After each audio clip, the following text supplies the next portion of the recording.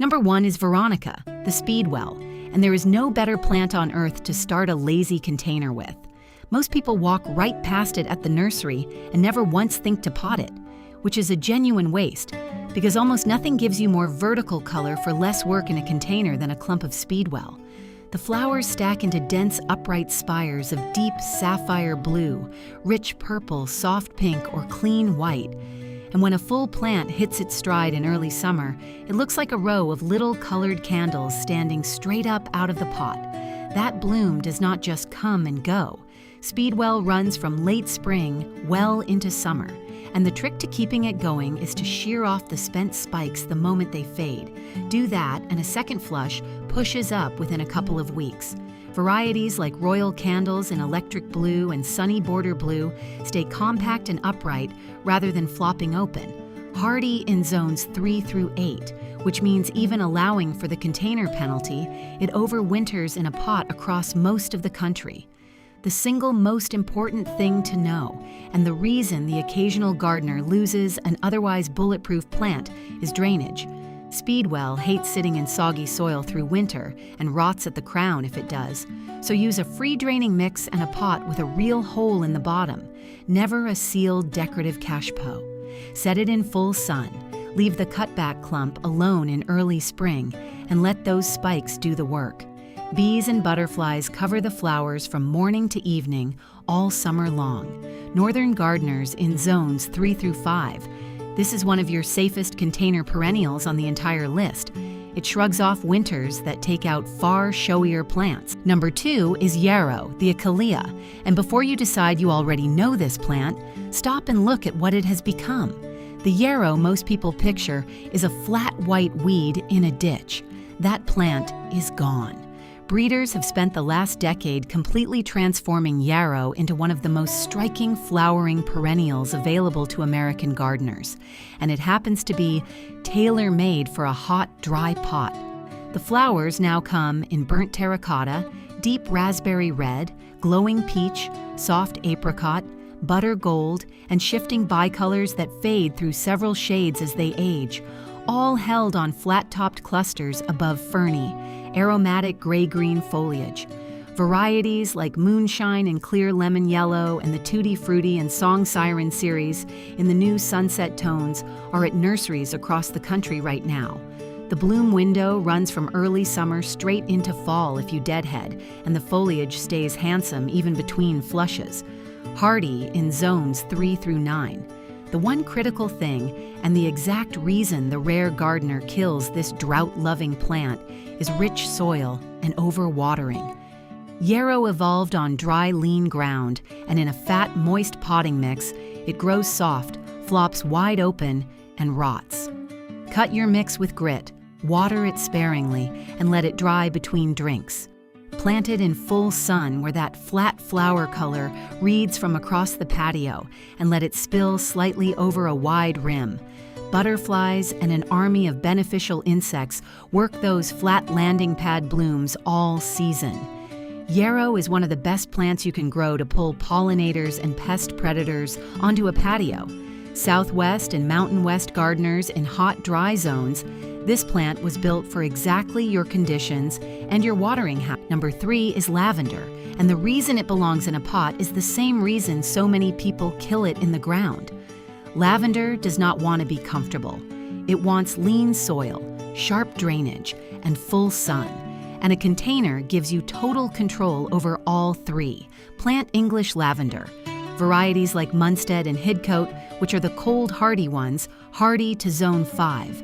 In a gritty mix in a sunny pot, and it will reward you with silver gray evergreen foliage all year and a flush of violet blue flower, spikes from June into August that perfume the entire space every time you brush past. The bloom window stretches further with a light shearing right after the first flush. The one critical thing, and the exact mistake that rots more potted lavender than anything else, is rich soil and too much water. Do not use standard potting mix loaded with moisture-holding peat, and do not water it like a houseplant. Cut your potting soil with a third sand or grit. Let it dry between waterings, and never let the pot sit in a saucer of standing water. Bees coat it from morning to evening all summer long. Set it by a doorway or a seating area where you will walk past it constantly, because the scent is half the reason to grow it. Southern gardeners in zones 7 through 9 reach for Spanish or French lavender instead, which take your heat and humidity far better than the ink. Number 4 is catmint, and most gardeners badly underuse this plant in containers, which is a shame because it might be the single most forgiving long bloomer you can put in a pot. The flowers are a soft lavender blue, and when a full plant hits its stride in late spring, it looks like a small blue cloud spilling over the rim of the container. That bloom does not quit. Catmint runs from late May clear through October, and the trick to keeping it going is one clean cutback by a third right after the first big June flush. Shear it hard, and within 3 weeks it returns fuller and more loaded with flower than before. Varieties like Walker's Low and Cat's Meow stay tidy and dense rather than flopping open. Hardy in zones 3 through 8, so it overwinters in a pot across most of the country with no fuss at all. It is drought tolerant once established. It asks for nothing, and the gray-green foliage looks clean all season.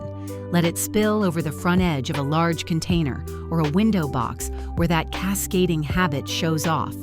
Every bee in your zip code will find it, and so will the occasional hummingbird. Midwest and Mountain West gardeners dealing with hot, dry summers. This plant was built for your conditions. It actually performs better with a little neglect than with fussing. Everything on this list is linked for you down in the description.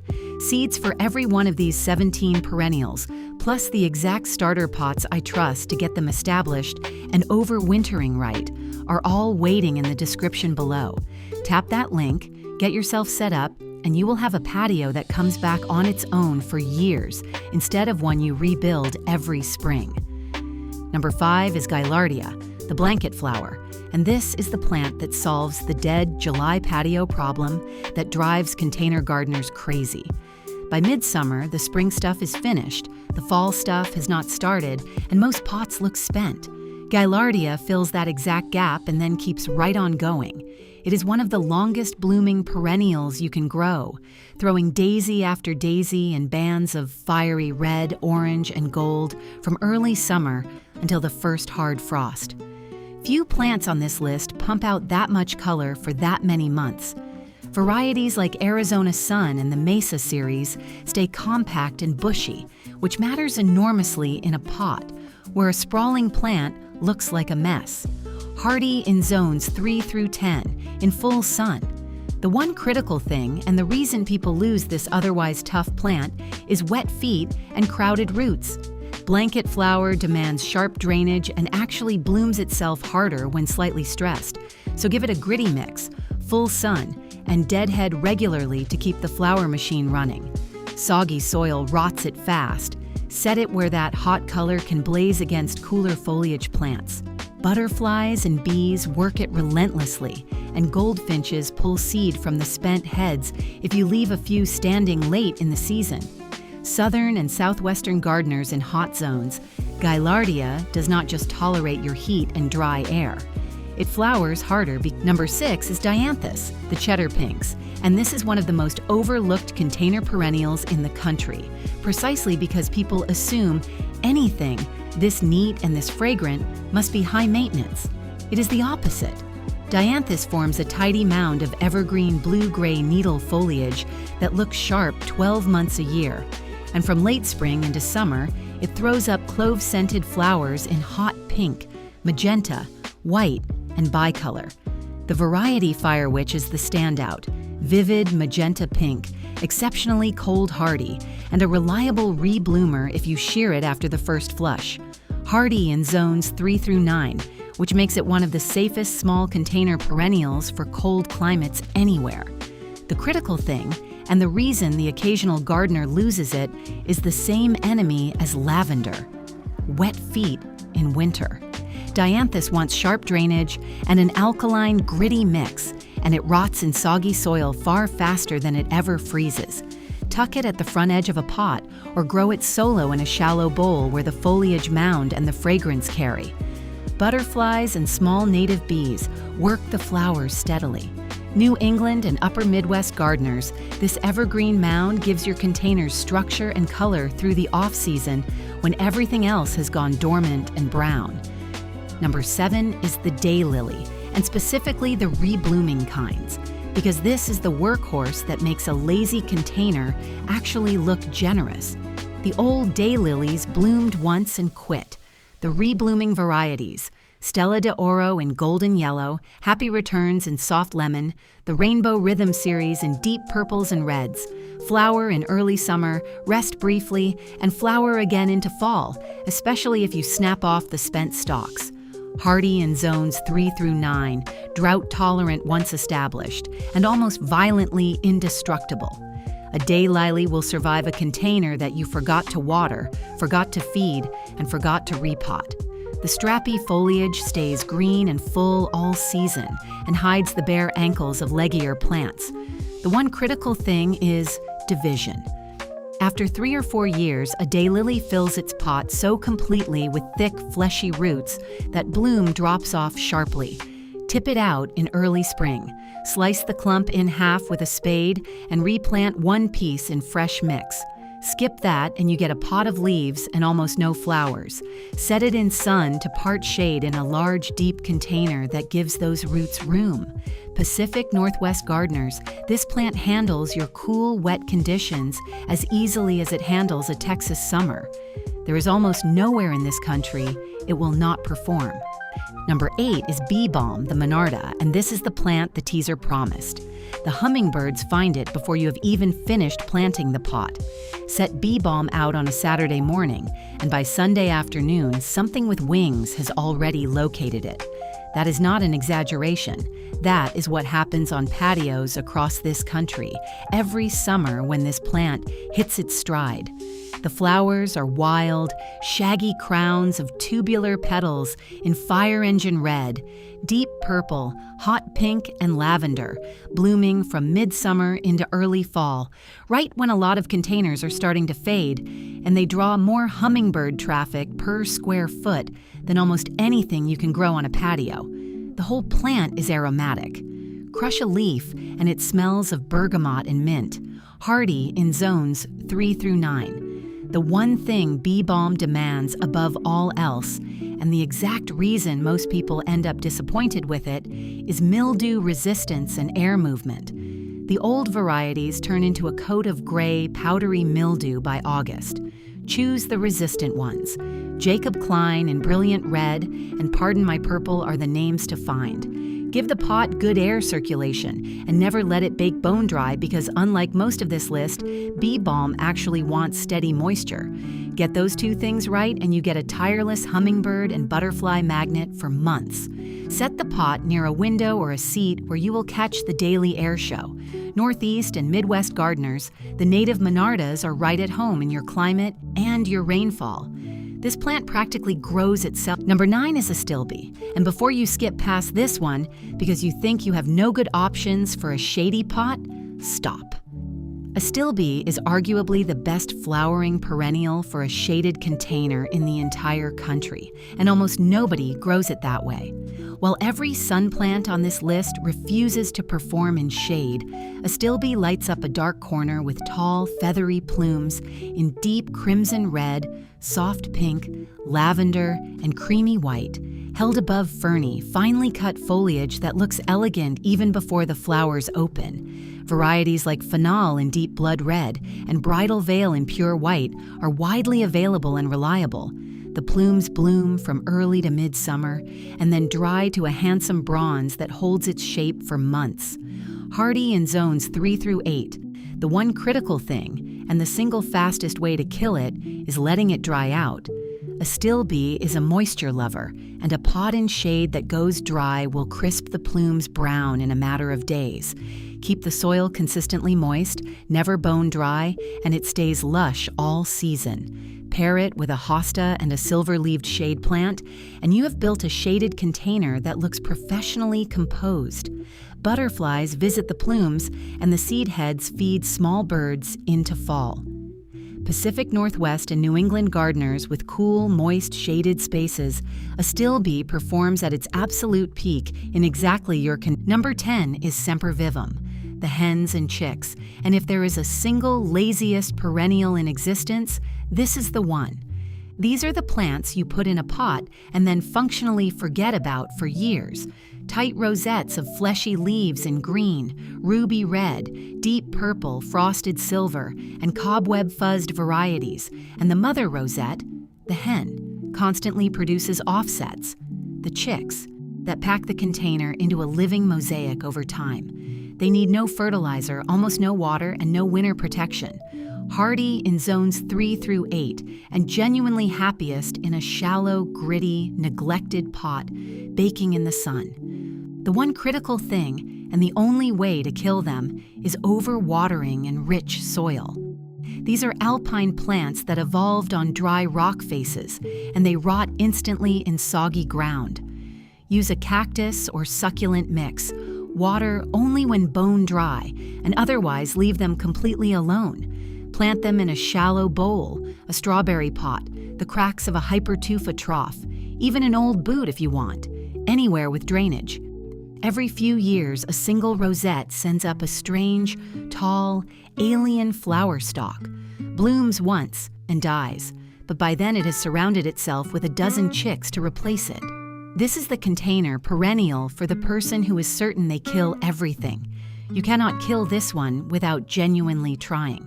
Number 11 is Brunnera, and this is a plant the vast majority of American gardeners have never once seen in a container, which is a genuine missed opportunity, because in a shaded pot, it is breathtaking. The variety that matters is Jack Frost, large heart-shaped leaves washed almost entirely silver with thin green veining and edging, so the whole plant reads as frosted metal in a dark corner. In mid-spring, it sends up airy sprays of tiny true blue flowers that look exactly like forget-me-nots floating above the silver foliage. Not a purple, not a violet, a clear sky blue that lights up shade like almost nothing else. Hardy in zones 3 through 8, and the silver foliage carries the container from spring through fall long after the flowers finish. The one critical thing is that Brunnera wants consistent moisture and absolutely will not tolerate hot afternoon sun in a pot. The leaves scorch brown at the edges within days. Keep it in shade to part shade. Keep the soil evenly moist, and it stays pristine. Pair it with an astilbe and a dark-leaved companion, and you have a shade container that looks like a professional designer assembled it. Early native bees searching for spring pollen find those blue flowers at a moment when very little else has opened. Gardeners in the Northeast and Pacific Northwest with cool, moist, shaded spaces, this plant performs at its absolute peak in exactly your conditions. Number 12 is garden phlox, and most American gardeners only know it as a tall plant in the back of an old border, never once thinking to lift it into a pot, where, grown well, it becomes one of the most fragrant and colorful container perennials you can own. The flower heads are big, rounded domes of individual blooms in pure white, hot pink, magenta, soft lavender, and red. And on a warm evening, the perfume carries clear across a patio. Garden phlox blooms from mid through late summer, filling that same tricky gap when so many pots run out of steam. The varieties that matter are the mildew-resistant ones, David in clean white and Gina in lavender pink, which happens to be one of the single best butterfly plants in existence, hardy in zones 3 through 8. The one critical thing, and the exact reason phlox gets a bad reputation, is powdery mildew. The old varieties turn gray and ugly by August. Choose the resistant names, give the pot good air circulation, and keep the soil evenly moist rather than letting it swing dry, and it stays clean and gorgeous. Set it in full sun to part shade where that fragrance can reach a seating area. Butterflies, hummingbirds, and night-flying moths all work the flowers heavily. A potted phlox in full bloom is one of the busiest pollinator stops on a patio. Midwest and Mid-Atlantic gardeners, This plant is right at home in your humidity as long as you start with the resistant varieties. Number 13 is penstemon, and the hummingbirds figured this plant out centuries before American gardeners did. Penstemon is native to North America. It evolved here, it belongs here, and there are species adapted to nearly every U.S. region from dry western slopes to humid southeastern gardens. The tubular flowers come in scarlet, deep purple, rich pink, and soft lavender depending on variety, blooming from late spring through midsummer with some kinds carrying into fall, and in a sharp draining pot in full sun it performs beautifully. Hardy across zones 3 through 9 depending on species, so there is a penstemon for essentially every gardener watching. The single most critical thing to know, and the exact reason most people lose it the first winter, is this: do not cut it back in fall. Those old stems shelter the crown through the cold, and cutting them down before spring is the #1 reason penstemon fails to return, especially in a pot where the crown is already exposed. Leave the stem standing, cut back only in late spring once new growth shows, and the plant comes back strong. Plant 3 small ones in a wide container, set it in full sun, and from early summer, ruby-throated hummingbirds in the east and broad-tailed hummingbirds in the west will find it before you have finished watering. Mountain West and Southwest gardeners, the native dryland penstemons were made for your climate and ask for almost nothing once established. Number 14 is Japanese forest grass, the Hakonekloa, and this is the plant that makes a shaded container look like it cost a fortune at a designer's hand. Most people have never grown an ornamental grass in shade because they assume grasses demand sun. This one does not. Hakonekloa forms a low, weeping waterfall mound of slender, arching blades. The variety aureola in gold with thin green stripes, all gold in pure chartreuse, others in green or variegated cream, and it cascades over the rim of a pot like flowing water, frozen mid-pour. The texture and movement it brings to a still, shady corner is something no flowering plant can replicate. Hardy in zones 5 through 9, and it slowly turns warm copper and pink tones in fall before going dormant for winter. The one critical thing is moisture and shade. In too much sun, or allowed to dry out in a pot, the blade tips scorch and crisp. Keep it in part to full shade with consistently moist soil, and it stays lush and flawless. Set it as the cascading element at the front of a large container, or grow it solo in a tall pot where that fountain of foliage can pour straight down. It is slow to establish, so be patient the first year, then watch it become the most elegant thing on the patio. Northwest and northeast gardeners with cool, shaded, moist spaces, this grass thrives in conditions that frustrate almost everything else. Number 15 is blue fescue, the festuca, and this is the toughest, tidiest little architectural plant on the entire list. It forms a perfect rounded pincushion of fine, needle-thin foliage in an electric silvery blue that holds its color year-round, and a cluster of 3 or 5 in a wide container reads like a row of small, steel blue orbs. Slender, wheat-colored flower spikes rise above the mound in early summer and add airy movement. Hardy in zones 4 through 8, drought-tolerant to the point of total neglect, and evergreen in milder zones, so it carries the container through the off-season. The one critical thing, and the reason a fescue goes ragged and brown in the middle, is that it dislikes wet soil and benefits from a hard cleanup. Comb out the dead blades with your fingers in early spring and shear the whole mound back if it looks tired, and it refreshes in weeks. In soggy potting mix, it rots from the center out. Give it sharp drainage, full sun, and almost no water, and it asks for nothing else. Plant it as a crisp, repeating element in a modern container, grouping where that blue color and tight geometric form do real design work. Every gardener in a hot, dry, low-water region in zones 4 through 8, this plant was made for your conditions and your watering. If this list has shown you even 3 plants you did not know would thrive in a pot, you already know the value here. Subscribe to Bloomwise right now so the next one finds you, and send this to one person whose container garden could use a permanent upgrade instead of a yearly do-over. Number 16 is the aster, and this is the plant that keeps a container alive and blazing with color long after almost everything else has called it a season. While the rest of the patio is winding down in September and October, the aster is just getting started. And the fact that most American gardeners never put one in a pot is a genuine missed opportunity. It explodes into a solid dome of small daisy flowers in rich purple, deep blue, and clear pink, so dense at peak that you can barely see the foliage underneath. Varieties like Purple Dome, which stays naturally low and compact, and October Skies, an aromatic blue aster that holds itself tidy, are perfect for containers. Bloom runs from late summer deep into fall, often right up to the first frost, hardy in zones 3 through 8. The one critical thing, and the reason asters flop into a messy sprawl, is that you should pinch them back by about 1/3 in early summer. That single cut forces a compact, dense, self-supporting mound covered in twice the flowers. Skip it and a potted aster falls open in the middle. Keep it in full sun with steady moisture. And here is why it earns its spot above almost anything else this late in the year. When monarchs are migrating south and native bees are desperate for one last meal before winter, asters are one of the most important nectar sources left standing in the entire landscape. A potted aster in October is a genuine lifeline.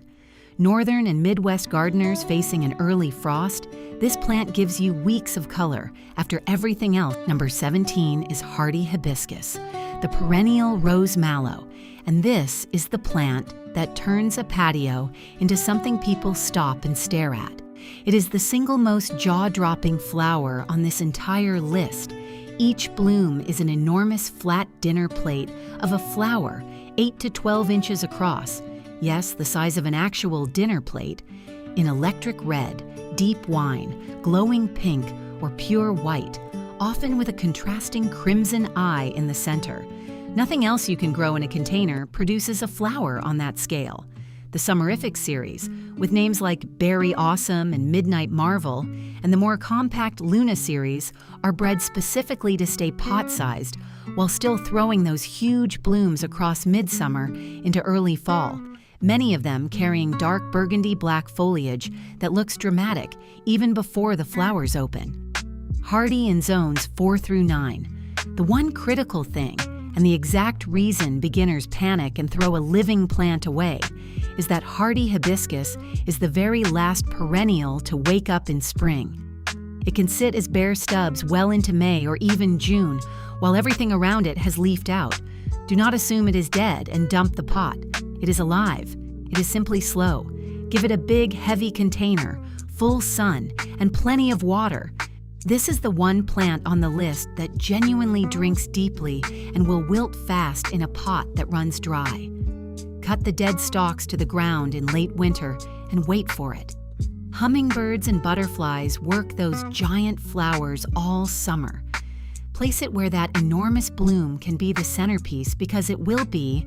Set a hardy hibiscus in full flower on a patio, and it becomes the plant every single visitor asks you to name. Southern gardeners in zones 7 through 9. This plant adores your heat and humidity and will bloom longer and harder for you than almost anywhere else in the country. That is all 17. Veronica to hardy hibiscus. 17 perennials that live in a container for years, come back on their own every spring, and never once send you back to the garden center to buy them again. They survive the neglect. They bloom long or hold their foliage all season. They feed the bees, the butterflies, and the hummingbirds that make a patio feel genuinely alive instead of just decorated. And every one of them is available to American gardeners right now through local nurseries or reputable mail-order growers that ship straight to your zone.